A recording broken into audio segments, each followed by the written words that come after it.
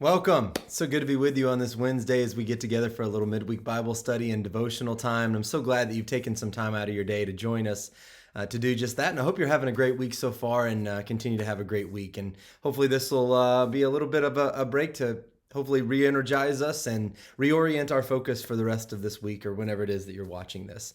So I'm glad, again, that you have joined us today. I saw a quote the other day that said, "I wish I could lose weight as easily as I lose my glasses, my keys, my cell phone, my temper, and even my mind." And I just couldn't help but laugh. And I'm sure you probably chuckle at that a little bit because I'm sure we all can relate to that quote in some way, shape, or form because we all know what it is to have the experience of losing something and looking for that something that we have lost. You know, in Luke chapter 15, Jesus tells three parables back to back to back. In fact, the whole chapter is just these three parables, all talking about things that are lost: a lost sheep, a lost coin, a lost son.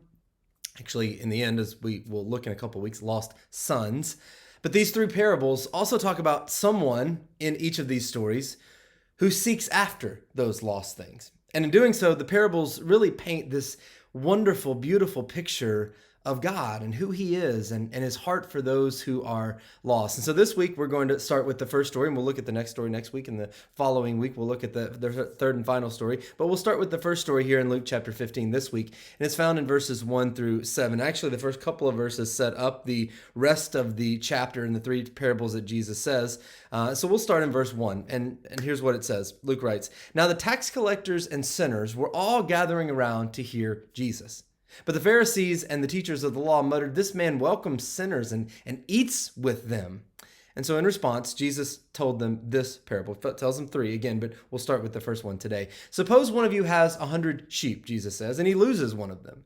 Doesn't he leave the 99 in the open country and go after the lost sheep until he finds it? And when he finds it, he joyfully puts it on his shoulders and goes home. And then he calls his friends and neighbors together and says, "Rejoice with me, I have found my lost sheep."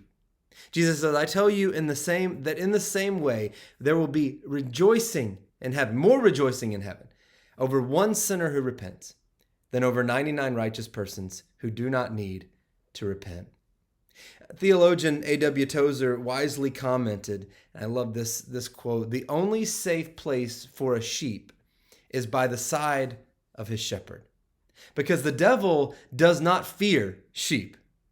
He just fears the shepherd. That is all."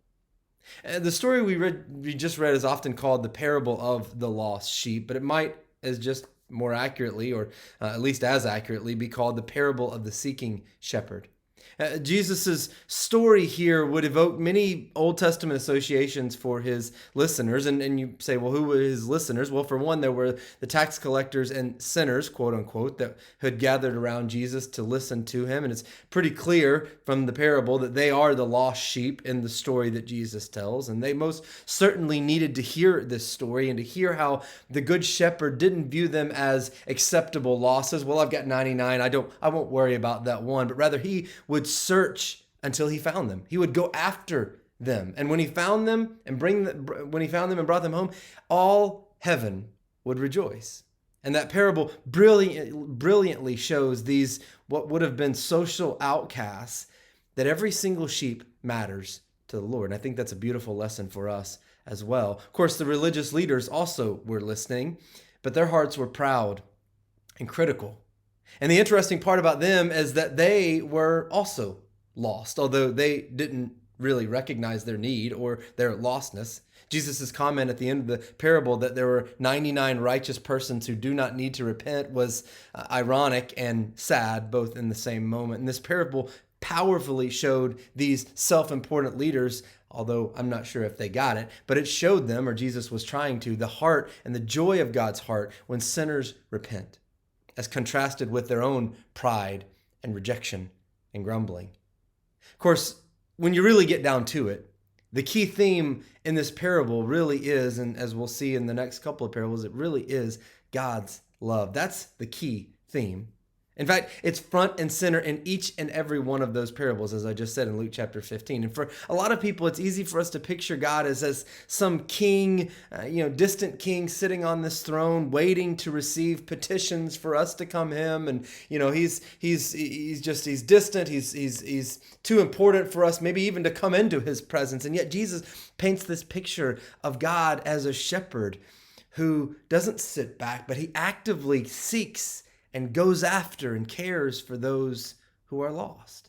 The lost sheep in this parable does nothing but get lost, right? That's the only thing. The lost sheep only gets lost. It can't even find its way home or get back, walk home on its own. But Jesus tells this as the first in a series of 3 parables: lost sheep, lost coin, lost son or sons, in which God's relentlessly faithful and tender love is highlighted because he truly wants us to see the heart of the Father for each and every one of us. He truly is the seeking shepherd, passionately pursuing those who are lost to bring them back home into the safety and protection of his love.